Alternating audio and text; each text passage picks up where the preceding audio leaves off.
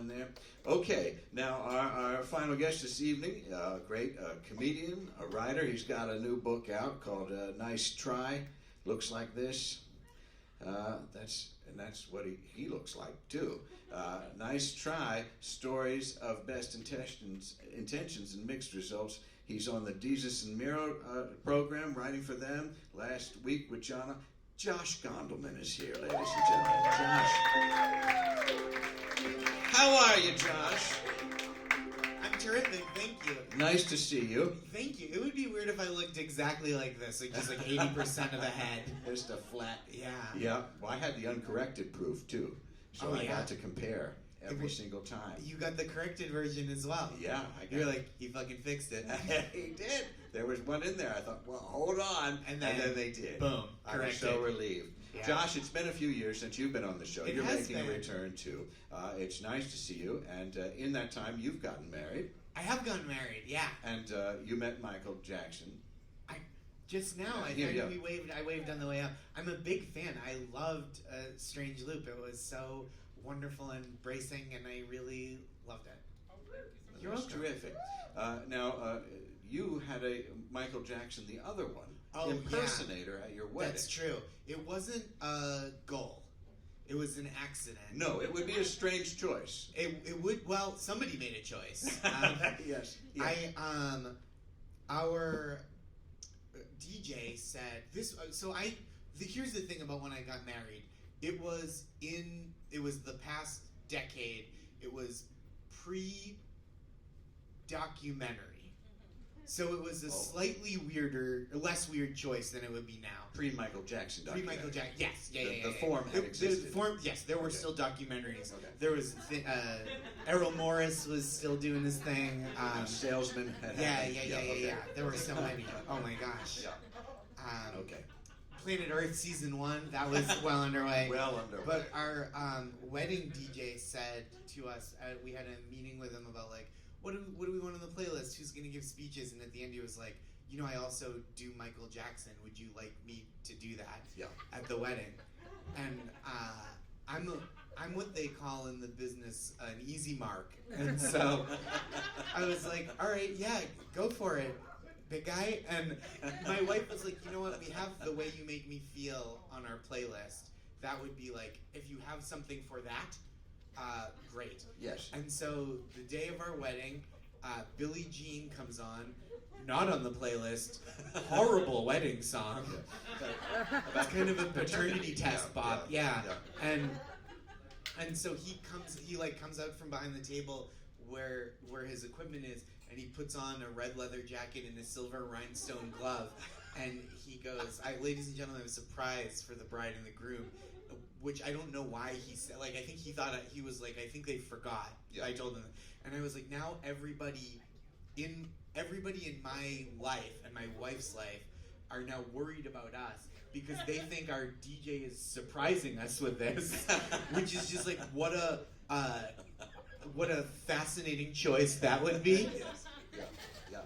And which it was. He knew it, so he danced, and everybody's kind of in a circle and around him and.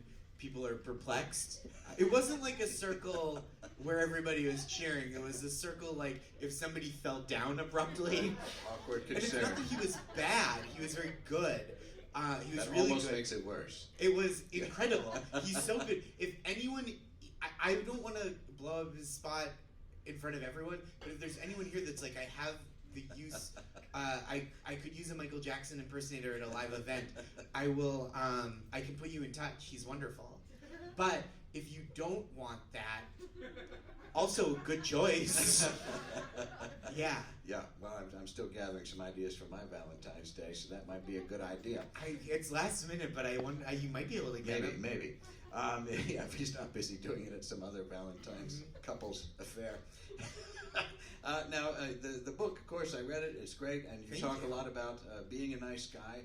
And I know this is a question you get a lot, but do you think, looking back, has being a nice guy served you well in relationships? I try not to identify as a nice guy because that's how the second worst guys identify. Like the worst guys are the guys who tell it like it is, and then the second worst guys are like, I'm a nice guy. I just try to be decent. I'm very polite and agreeable. I think those are those I'll cop to that, and I think it's generally served me well. Yeah. But that's also because I acknowledge my own like privilege in society where like it seems exceptional when if I'm a kind person, rather than like from women and people of color who it's kind of like demanded of. So I understand that I'm not like I'm special, so that's the bummer answer to your sincere question. To really grind this room to a halt. Can you grind a stationary object to a halt?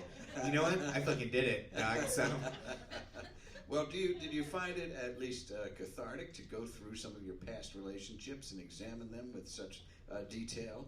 Yeah, I thought it was kind of a fun endeavor and like really daunting to like frack my own brain for like a book's worth of stories and ideas, and I found it very rewarding in a way that like I didn't know if it would be. I just kind of like wanted to make something that was mine. And most of my face is on it, and obviously there's like so many other people that are involved with it, right? There's like the people who even designed the cover, took the photograph, my editor, my agent. Like there's so many people that were involved, but I wanted to do less important. I mean, maybe not less important, but certainly if somebody doesn't like the book, doesn't like the book, they're not going to Google my editor and be like, "Hey, you suck." Right. That's squarely on me. But also, when they like the book, they don't email my editor and go, "Hey, great book." Right. I know it prompted me to go back through some of my past relationships. Yeah? I remember getting a little frisky in a church in Boston. You're from Boston. Yeah. Yeah, in Boston. And I'll never forget it. We had mashed potatoes afterwards. This is the best story about anyone having a sexual experience in a church in Boston. Yeah. Well, that's what I mean. And then afterwards, the thing that was so memorable is... The rest of them are aggregated in the film Spotlight. We had the mashed potatoes, and the thing that was remarkable about them was that it was a blend of sweet potato and the regular potato. Whoa, I've never had that. Friend? Yep. Try it. Wow, I will. You're in for an experience. I bet I would like it, because I find sweet potatoes kind of overwhelming sometimes. Yeah. Cut it. Yep. You're right, cut it with the... Put a reg in there. Yep. Yeah. I've had it with fries. Yep. Get a good old russet. Yeah, Just russet. really bring it down. It'll be nice for you. Yam and russet. Yeah. Now, you are part of a celebrity couple. I am, yes. I'm the non-celebrity part. Well, yes. Well, I mean, of course, your wife is wonderful, but I mean you and Busy. Oh, yes. The pug. I'm actually, I guess that puts me in a celebrity throuple. It's because my wife is very lovely and notable, and my dog is just a chubby little smush, and she's lovely also. Lovely. In a different way. And has a wonderful Instagram following. Mm-hmm. And the thing that do you follow a lot of pets on Instagram? So my wife Maris does. She uses our dog's Instagram feed to only follow other dogs, and it's incredibly therapeutic. So like, you think of a dog's Instagram feed as like outgoing pictures of your dog, right? Which that's fine. But what you really get is you get to cultivate a feed that's just only other adorable animals, and you don't get nobody gives you any crap for being like, why don't you follow me? And it's like, well, how many likes you got? 2? No thanks. Right, 'cause 4. Yeah, it's a prerequisite. See, I follow one, a dog. Which one? Birdie, the palm. Mm-hmm. And the thing that I like about that is that they put Birdie in a little golf shirt. Or sometimes that's cute. Sometimes they'll put him in human clothes. Love a dog in human clothes. Any animal in human clothes. Yeah. I love it. Yep. What is it about it? I don't know. I would love like a parrot in little bird jinkos. Just big fish. Just do it. Yeah. That'd be cute. Bobbing his head. Yeah. Yeah. Just looking like a little avian Kevin Smith. Right. Oh, it's so wonderful. Is there any animal you wouldn't like to see in human clothes? Nah. No. And every animal I would love in Yeah. human clothes. I would venture to say most animals I would like more in human clothes. It's true. Yeah. It would improve the situation. Even an animal I'm not otherwise inclined to enjoy, like a ferret. Yeah. If you show, that's the one issue Rudy Giuliani and myself are aligned on, is a distaste for ferrets. Everything else, I think we're pretty opposite. You don't care for those things. Don't care for ferrets. I like to curl up in my wife's lap. She's just get up there like a little baby ferret. Just coil up. You know. I'm not here to kink shame you. Yeah. The thing about those things is they always disappearing in sleeping bags. That's what I think of with ferrets. Yeah. I didn't know that about them. Always going loose, and they were always being in the sheets. Yeah, and things. they seem wily. Wily is the right word. They seem like, you know how some animals, if someone has them as a pet, they seem like they want to get away. Yeah. Right? Like if you have like a bunny, right? The bunny wants to get away and be free. A ferret is like, I want to get out of my enclosure, but I don't want to get away. I want to then like Home Alone terrorize the people in the house. Yeah. Create havoc. Yeah, just paint can to the forehead. They are the chaos bringers. They are the chaos bringers. Yeah. Yes. That was in the Bible. Yes. Phoreticus. Anyhow, you love can take many forms. You love iced coffee. Love iced coffee. And you also love sneakers. I do. Yes. I probably bodily depend on iced coffee, and I do like sneakers. Yeah. So what are we wearing today? Are these an exceptional sneaker? I like them. They're a limited edition Adidas. They're Beastie Boys. They were for the 30th anniversary of Paul's Boutique, which is my favorite Beastie Boys album. And the Beastie Boys, the Beastie Boys are the central pillar of my relationship to Judaism. So like, that's not an embellishment. I saw, when I was young, I saw the Beastie Boys and we're like, oh, we share heritage? Great. I like it better now. I'll do a bar mitzvah. And that's like, so these, that's what these are. How much you spend in a month on sneakers? Oh, it's not like, there are months where I spend no money on sneakers. Yeah, but on a good month. On a good month, I would say I probably average a pair a month. Buying a pair a month. Pretty good. Yeah, and I have bad taste, which helps because if you have good taste, then you have to like try to get them right when they're released, or you pay a lot of money for resale. When you have bad taste, you can get any kind of like weird looking thing because everybody else is like, no, thank you, and then you scoop them up. Right. But these ones I bought when my book was published. They're like vegan shoes, and I had to buy them on resale, so I paid a little extra for them. Nice. But it was a gift when the book came out to myself. Yeah, self-care. Self-care. I love it. Yeah. That's right. And you're also involved in the other couple, Jesus and Miro. That's the new show? Yes. Yeah, that's on Showtime? On Showtime. Mondays and Thursdays at 11, twice a week. And you just had Letterman on?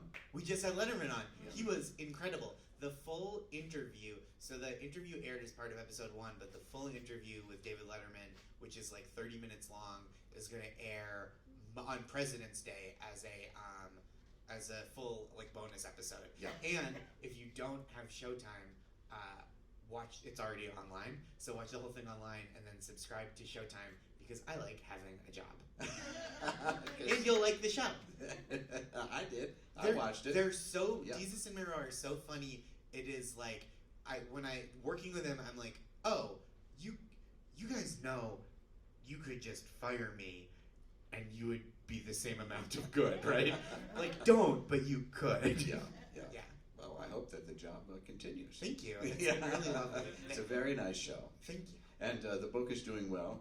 It's out in paperback. It is out in paperback. It never existed in hard copy. So it's a gentle cover. That's how I say it. That's right. It's good for the plane, which is nice. And gosh, anything else, Josh? This has been so nice to have. Oh, it's been so nice to see you. Anything else? No, watch Jesus and Miro on Showtime. Buy my book. Buy Dookie's books. Yeah. Listen to the A Strange Loop cast recording, which is available to listen to, right? On where you listen to things. Not like where you listen to the ocean, like where you listen to music and stuff. That's right. And then subscribe to support Millie and Amy as well. Yeah. All Dick is Trash. Oh, All Dick is Trash, right. And Modern Love Pup. You just summed it up so nicely. Josh Gondelman, everybody. Well, I don't know if she was remembering you or just shouting at me. But thank you. Yes. Thank you, guys. Josh Gondelman. Wonderful. And a nice deep night round of applause for all of our guests and all of their wonderful efforts. Good luck to the single people out there and to the people in relationships, because it takes work. My goodness, we'll come by Modern Love Club and see how things are going. Stephanie, thank you back there. And thanks to everybody at the Slipper Room. I'm Dale Seaver. Have a great night. Happy Valentine's Day.